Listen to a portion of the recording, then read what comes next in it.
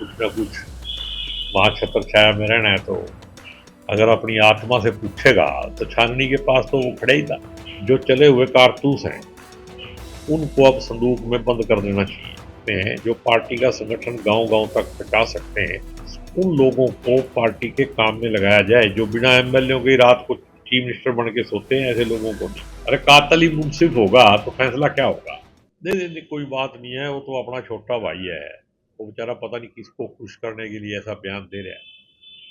वैसे तो ठीक आदमी है वो, लेकिन उसकी मजबूरी है।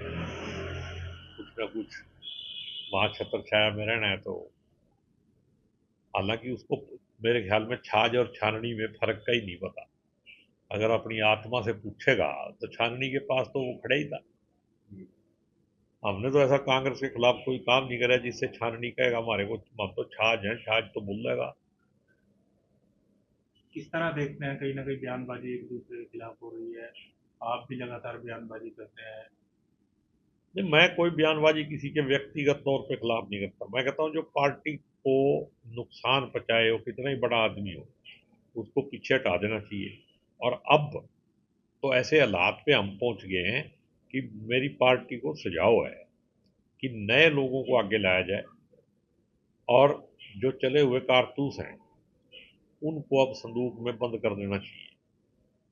रखो, लेकिन जो काम कर सकते हैं, जो पार्टी का संगठन गांव-गांव तक पहुंचा सकते हैं उन लोगों को पार्टी के काम में लगाया जाए। जो बिना एमएलए के रात को चीफ मिनिस्टर बन के सोते हैं ऐसे लोगों को नहीं।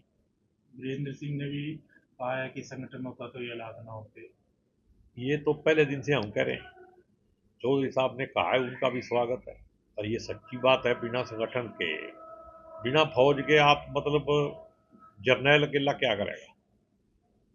फौज होनी चाहिए और लड़ाई लड़ने की उसकी क्षमता के साथ साथ उसको अधिकार भी होने चाहिए।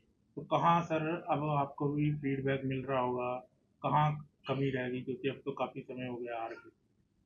कमी तो ये देखो, मेरे हिसाब से तो कमी ये है कि अब जब 4 आदमी घर में है या 10 आदमी है या 100 आदमी, मान लो 4-5 लीडर हैं, 10 लीडर हैं, जब उनकी आपस में बैठ के चर्चा ही नहीं होती, कोई मीटिंग नहीं होती, आपस में बोल चाल तक नहीं है, तो फिर पार्टी जीतेगी कैसे? लोगों तक तो किसी ने जाने की कोशिश नहीं करी, लोगों को अप्रोच करने की। जो मुद्दे थे जो कांग्रेस को इलेक्शन के बीच में एड्रेस करने चाहिए वो नहीं किए।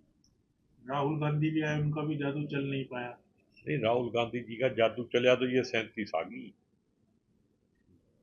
आप, मैं कहता हूँ भी असंध से मीटिंग शुरू हुई और असंध की स्टेज पे हुड्डा साहब और शैलजा जी दोनों इकट्ठे थे।